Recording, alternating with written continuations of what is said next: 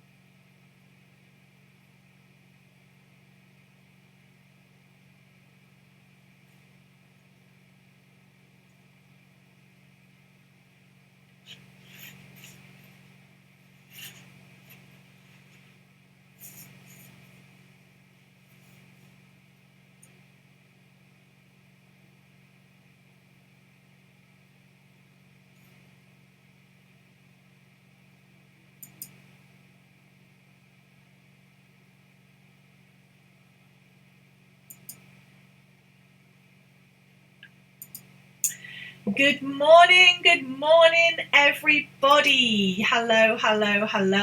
It's Alison from Engli-teach. Welcome to today's lesson. And if you remember from yesterday, I said today we're going to merge two things in this live lesson today. English literature with English language are going to come together. Today I'm going to read a small passage from a very famous book called Swallows and Amazons by the author Arthur Ransom. I'm going to put this up on the screen like so. And then I'm going to ask you some questions.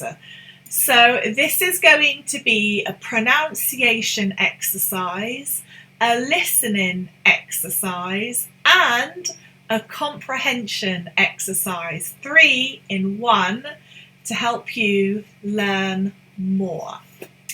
So, without further ado, let's get started. First of all, let me just grab my comments. Hello, hello Palesh, hello, great. Good morning, Kilapati. Hello, Jessa, good evening. Hello, Belgium, I hope I said that correctly. Hello, and hello to all the other students learning with us today. Okay, hopefully it's going to be an interesting lesson. Now, in this passage, there are verbs, there are some interesting idioms in English, but most of all, it's to see how well you understand the English language. This is a very good way of you really understanding English. So let's get started. So I'm going to blow up this as much as I'm able to. Let me just move that down a bit for you. Okay, so I'm going to try and read as slowly as I can, but what's important is that everybody can see. I'm going to highlight as I go along so you know which sentence I am indeed reading. I hope this is going to be useful for you. I think it will be useful, and I'm going to put myself alongside just in case. Let's get started. Peggy Blackett swallowed a lump of molasses and began at once. He brought the parrot from Zanzibar. He's been all over the world. Mother says he was the black sheep of the family when he was young, so he was sent to South America. But he didn't stay there. He went everywhere. Last year he came home and said he'd gathered enough moss and meant to settle down. Mother's his sister, you know, but he always liked being at sea. So he bought the houseboat, and last year we were often in it. Last year he was one of us, and we used to sell with him in Amazon. Then he gave us Amazon and went off again before the winter. And this year, when he came back, he said he had a contract and was going to write a book. And all through the summer, he's been living... Oh, there we go. And this year...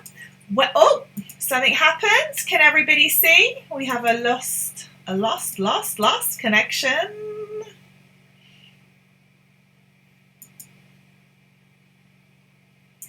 I'm just going to pause a moment until we work out what is going on here. There seems to be a tech issue. What's happened?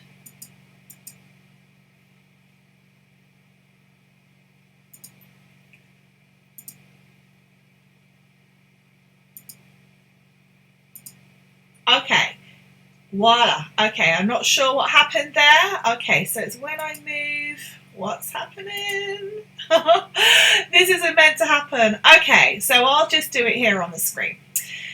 Then he gave us Amazon and went off again before the winter. And this year, when he came back, he said he had a contract and was going to write a book. And all through the summer, he's been living in the houseboat.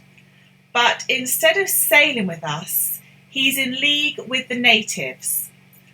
We've done everything we could to wake him up, but it's no good. I'm just going to check that everybody is following. Okay. But we thought it wasn't his fault to be writing a book, and that we would show him we didn't think any worse of him for it. But he wasn't pleased, even when we offered to come and live on which parrots...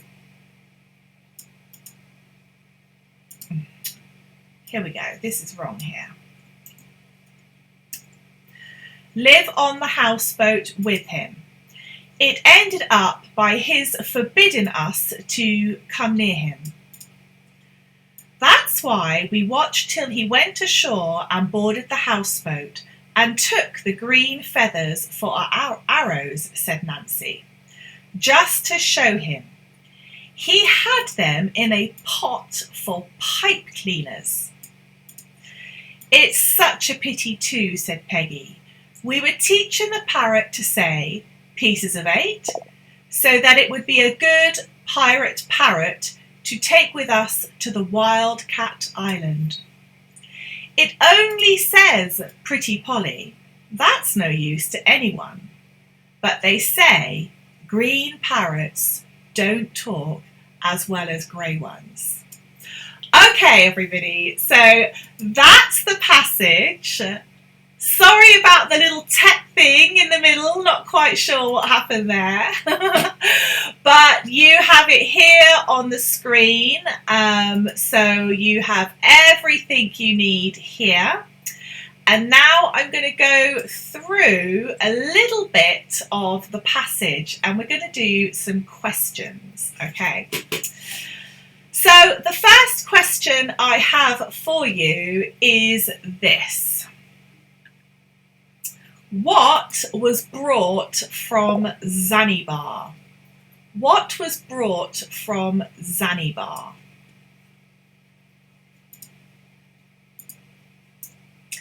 And you can put your comments, you can put your answer in the comments if you know the answer. What was brought from Zanzibar? Okay. He brought the parrot from Zanzibar. Okay. He brought the parrot from Zanzibar. We have 10 questions, okay? What did Peggy and her friend take? What did Peggy and her friend take? Have a good look at the text. What did Peggy and her friend take?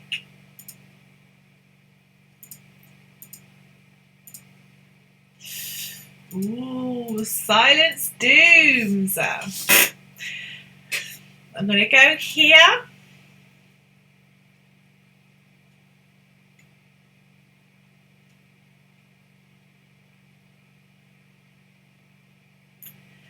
That's why we watched till he went ashore and boarded the houseboat and took the green feathers for our arrows.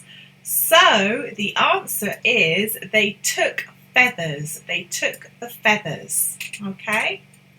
What did Peggy and her friend take? They took the feathers. Excellent. Excellent work. All right, next question. Ooh, let's see. What is the next question? This is an idiom. Okay. So here at the top or the beginning of the text of this book, it says he's been all over the world. Mother says he was the black sheep of the family when he was young, so he was sent to South America. Now, black sheep, when you say someone is the black sheep of the family, it's an idiom. What does it mean?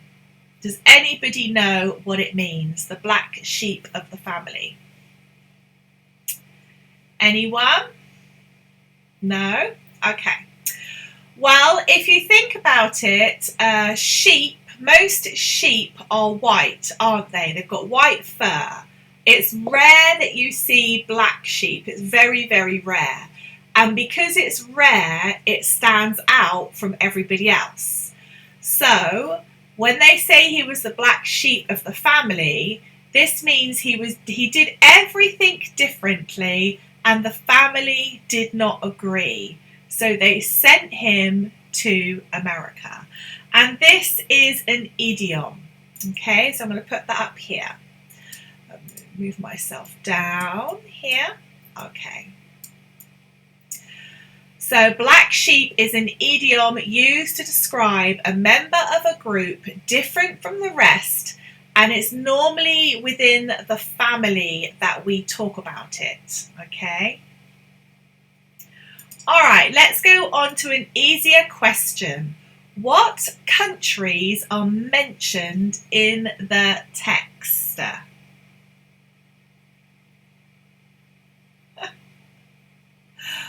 What countries are mentioned in the text?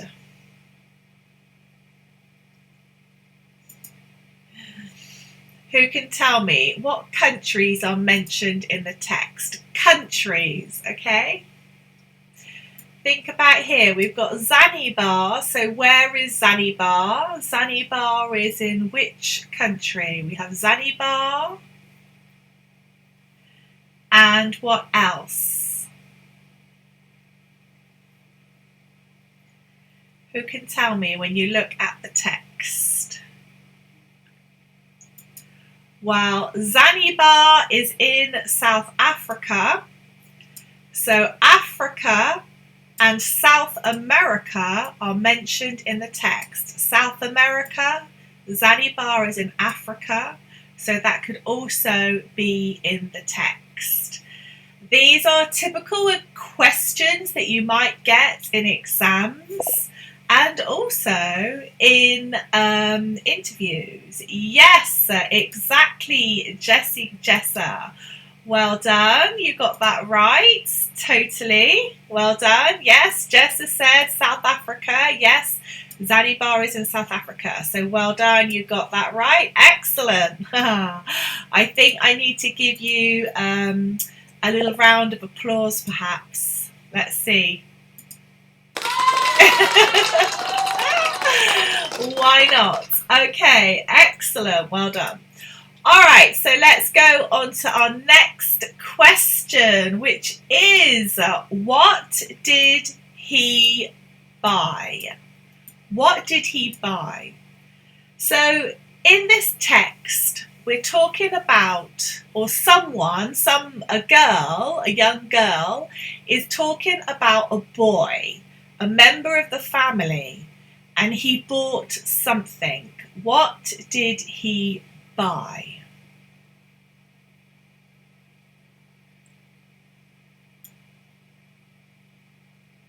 What did he buy?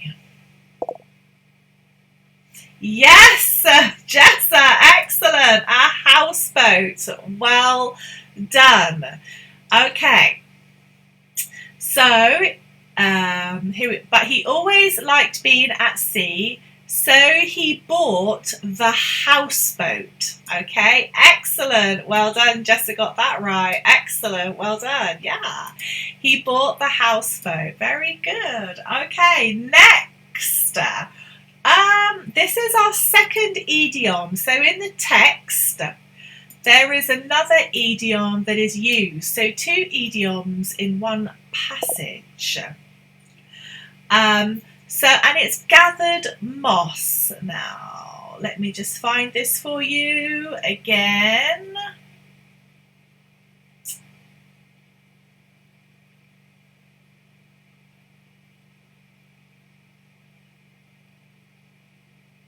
Here we go. Last year he came home and said he'd gathered enough moss and meant to settle down. Okay? So what does this mean? Gathered enough moss. If you gather enough moss, what does this mean? So moss is this green, like furry substance that grows on wood, stones, anything in the nature when it's been there a long time. Okay? So he is saying by that he has stayed in one place too long. And as a result of that, he has gathered moss. So normally, people don't gather moss normally.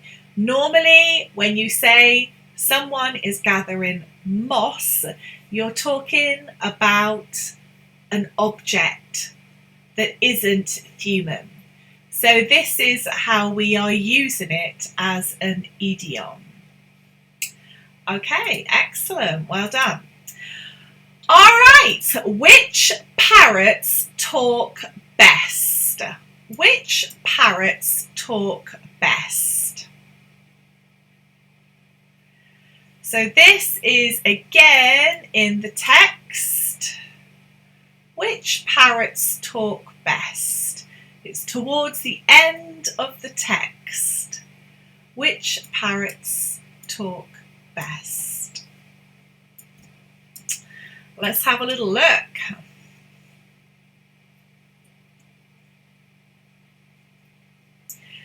We were teaching the parrot to say pieces of 8 so that it would be a good pirate parrot to take with us to the Wild Cat Island. It only says pretty Polly. That's no use to anyone. Here is the answer. But they say green parrots don't talk as well as grey ones. So which parrots talk best? Green parrots talk best, okay? Who'd have thought it? A parrot. Okay. Now we have 2 more questions left. When did they take the feathers? And this is going to be down here.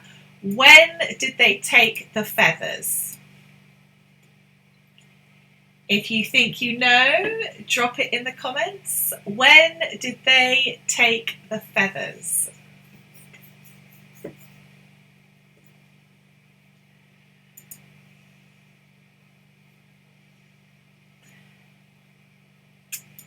That's why we watched till he went ashore and boarded the houseboat and took the green feathers.